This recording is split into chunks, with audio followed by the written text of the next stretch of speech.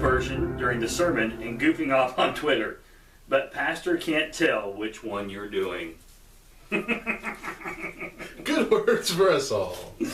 Okay. Are you condoning this yourself? I am condoning it. I'm condoning it. There are times when sometimes you just have to. You just have to. Especially when you have an 8-year-old.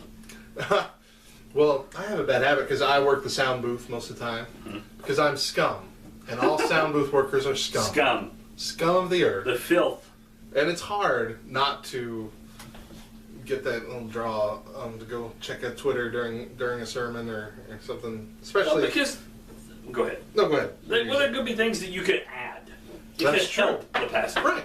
Live tweeting. Live tweeting from the back row. It's, No, I often think of jokes during the service, and I just can't help myself. I'll just click over. It'll only take me 2 seconds. Yeah.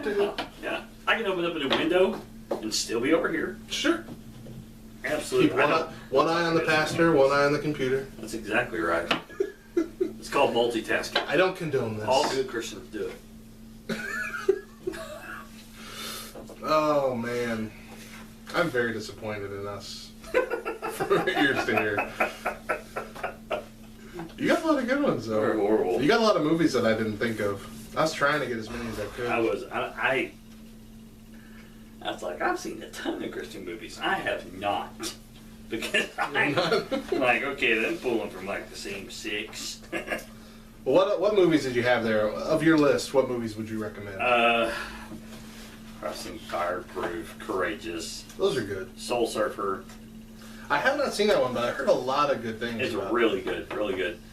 Preacher's Wife I haven't seen. I pulled that one straight off the internet. God's Not Dead.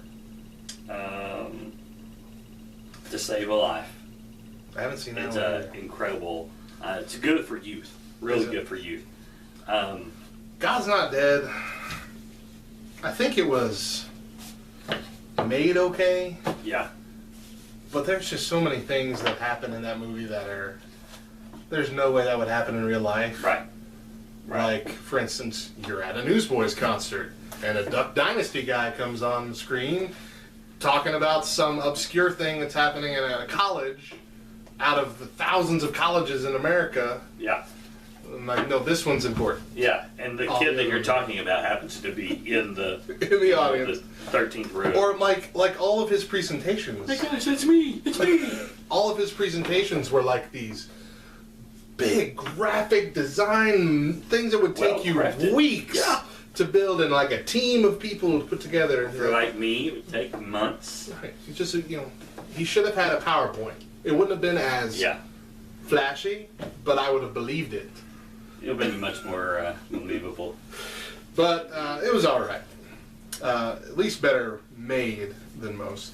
And I love Hercules. I once peed next to Kevin Sorbo. Really? At the Albuquerque Comic Convention, or Expo. Awesome. Ace. Didn't know it was him until I walked out, and then he walked out. I'm like, hey, that's the same yellow shirt that I was peeing next to. Yeah. I peed next to Hercules. I peed next to Hercules.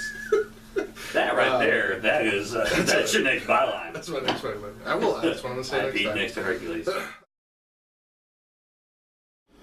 Can't forget the church freezer. How many Otter Pops do you Christians need? They're frozen hot dogs. And butter. And flour, I guess? Nope. Let's try somewhere else. Should have thought of that. And I'm Marty, reader of books. I'm Marty. I'm not wearing a diaper. I like how you exited not. I'm not wearing a diaper. Contrary to popular thought. Diaper free over here. Back to you, Steve. There's no Steve. There's no Steve over there. One of my favorite places to find food in the church is usually the church library.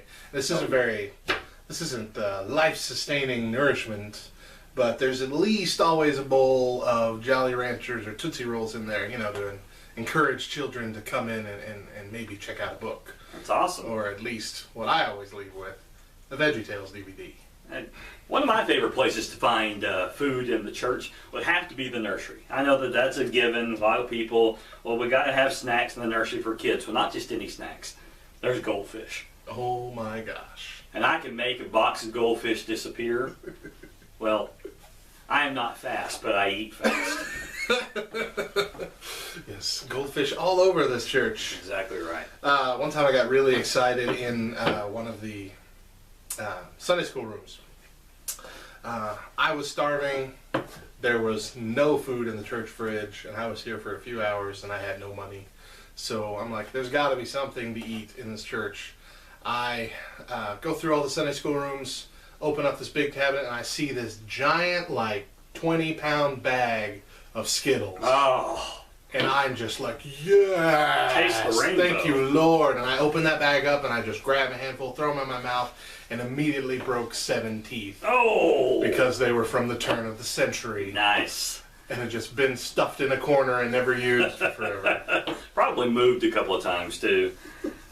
Well, I probably, one of my favorites, you know, is I find myself going back and forth from the youth fridge to the fellowship hall fridge numerous times a day. I mean, yeah, a day. And occasionally after a big function, and we have subliminally messaged all of the members of the church to bring banana pudding, I can see if one of my prize things is to try and find about a week-old bowl of banana pudding. It looks gross, but I promise you it's still delicious. So. He used to hear the music, graphics. Did we give away all those bags of Reese's already? Yeah, man. The pastors asked me to quit coming as the drummer from Led Zeppelin. Tribulation. Wrong! Oh, what was That's it? from Left Behind, Damn, the original damn it. movie. Kirk Cameron gets me every time. Darn Kirk Cameron. Curse you and your dangerous good looks. You know, we met him in person once. Did you really? Yes, we did. Is he My nice? wife couldn't speak. Couldn't speak. She kept replaying growing pains were yours through her head. Kirk. She just smiled and blushed. Smiled and blushed. Kirk Cameron is so Christian. He's like a Shiite Christian. He is a